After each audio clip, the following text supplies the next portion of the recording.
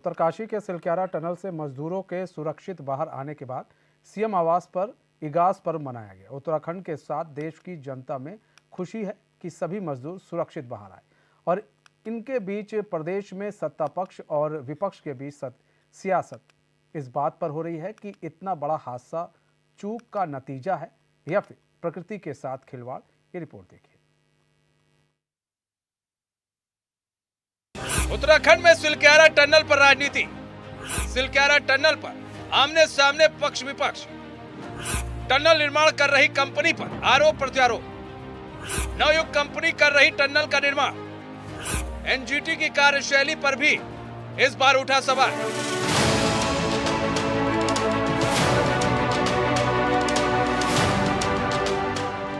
उत्तराखंड में उत्तरकाशी के सिलक्यारा टनल में फंसे मजदूर भले ही सुरक्षित आज बाहर है, लेकिन टनल को लेकर उत्तराखंड में राजनीति शुरू हो गई है। टनल में हादसा हुआ तो देश मजदूरों की सलामती के लिए प्रार्थना करने लगा। करोड़ों लोगों ने मजदूरों की सलामती के लिए पूजा पाठ की, जिसमें पीएम मोदी भी शामिल थे। अनेकों चीजें हैं जो निकल के आएंगी। द वायर ने जो न्यूज़ दी है कि कंपनी किसकी है, वो एक चिंता का विषय है। मुझे लगता है कि 17 दिन तक सरकार ने जो एफआईआर दर्ज नहीं करी, किसी के खिलाफ कोई कार्रवाई नहीं की जिम्मेदार लोगों के खिलाफ, तो उस बात को बल मिलता है जो वायर ने लिखा है, जो अविशार शर्मा ने कहा है। उसके अलावा एनजीटी इस पूरे प्रकरण में गायब है।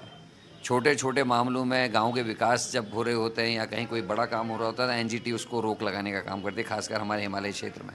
और लेकिन इस पूरे घटनाक्रम में जहाँ ये टनल्स बन रहे हैं वहाँ एनजीटी का कहीं नामो निशान नहीं है, जो अपने लिए चिंता का विषय है।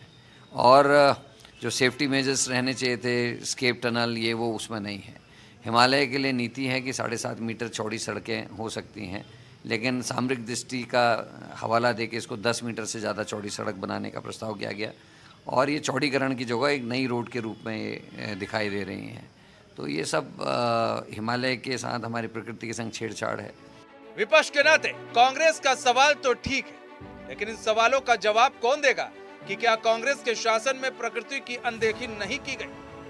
उत्तराखंड उन राज्यों में शामिल है जहां प्रकृति का दिया सब कुछ, लेकिन विकास के नाम पर न जाने कितनी बार नियमों की अनदेखी कर प्रकृति के साथ खिलवाड़ किया गया, जिसका नतीजा कई बार न सिर्फ उत्तराखंड की जनता बल्कि देश की जनता झेल चुकी है। सिलक्यारा टनल में हादसा हुआ, लिहाजा इस बात से इनकार नहीं किया जा सकता कि कहीं न कहीं चूक तो हुई।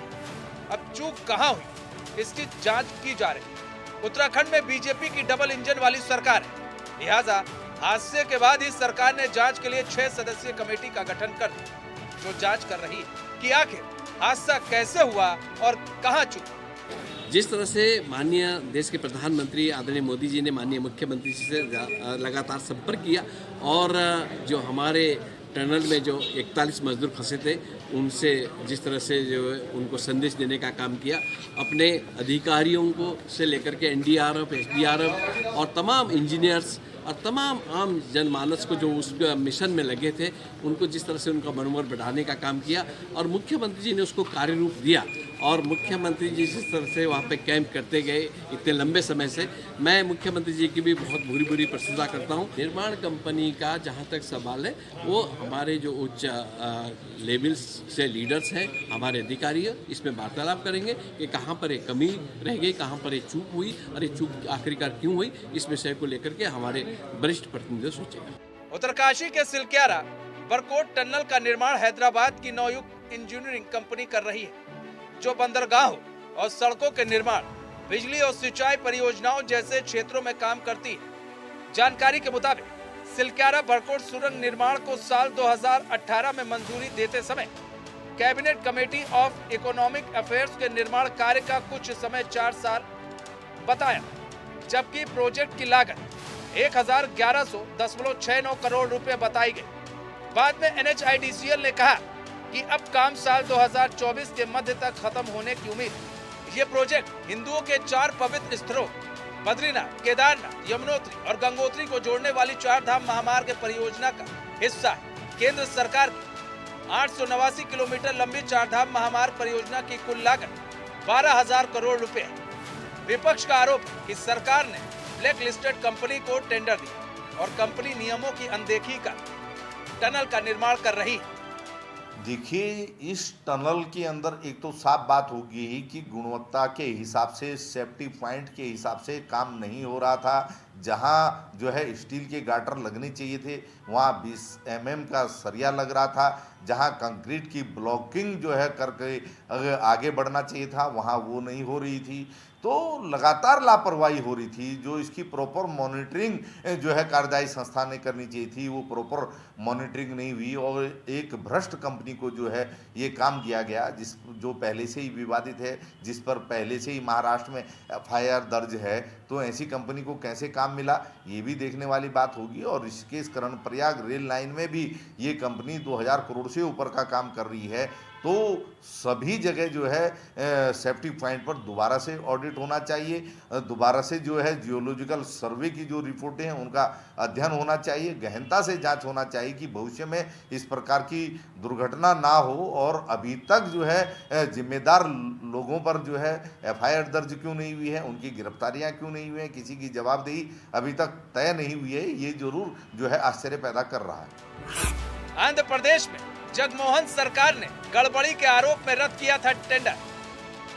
भूवैज्ञानिक और जियोलॉजिस्ट यह मानते हैं कि उत्तराखंड हिमालय नाजुक है, क्योंकि यह अपेक्षाकृत नए पहाड़ जो भूकंप के खतरे वाले बेल्ट में फैले हुए हैं। उनका कहना है कि इनके कई इलाके ढीली कमजोर मिट्टी वाले हैं जो ज्यादा बोझ नहीं उठा सकते। और शायद यही वजह है कि सुप्रीम कोर्ट ने केंद्र सरकार को आदेश दिया था कि इस परियोजना के पर्यावरण संबंधी और अन्य खतरों को कम करने के लिए हाई पावर कमेटी गठित करें। केंद्रीय पर्यावरण मंत्रालय की तरफ से गठित हाई पावर कमेटी ने पाया था कि इस परियोजना में अवैज्ञानिक और बिना योजना के काम करने के कारण हिमालय के इकोसिस्टम को नुकसान पहुंचाया है। कमेटी ने यह भी पाया था कि 889 किलोमीटर के चारधाम चौड़ीकरण परियोजना को छोटी 53 परियोजनाओं में बदल दिया गया और ये सभी हिस्से 100 किलोमीटर से छोटे थे, जिसके कारण इन्हें पर्यावरण संबंधी नियमों से होकर नहीं गुजरना पड़ा। जुलाई 2020 में जमा की गई रिपोर्ट में कमेटी ने चेताया था कि परियोजना के तहत ढलान का मुआयना किए बिना और पर्याप्त कदम उठाए बगैर कटान किया गया, जिससे भूस्खलन का खतरा बढ़ गया। आज हमारे बीच में डॉक्टर KS वालिया नहीं हैं। 2020 में उनकी मृत्यु हुई थी, लेकिन जो एक पुस्तक लिख के गए द हाई डैम्स इन हिमालयाज, तो ये उस पुस्तक में अनेकों चीज़ों का जिक्र है। हमारी क्रस्ट कैसी है, कहाँ कहाँ कैसी भौगोलिक स्थिति है, क्या करना चाहिए क्या नहीं करना चाहिए, उसका संज्ञान नहीं लिया गया।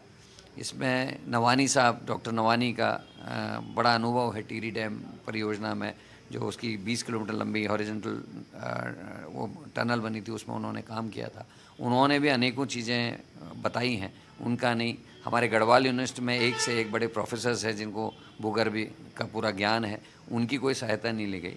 एक ऐसे व्यक्ति को बुलाया गया है जो ऑस्ट्रेलिया से आया, वो ठेकेदार है, मतलब एक ड्रिलिंग एसोसिएशन का अध्यक्ष है, और यहाँ ये दिखाया जा रहा है कि वो बड़ा एक्सपर्ट है। तो ये बहुत सारी चीज़ें हैं जो आने वाले समय में बाहर निकल के आएंगी।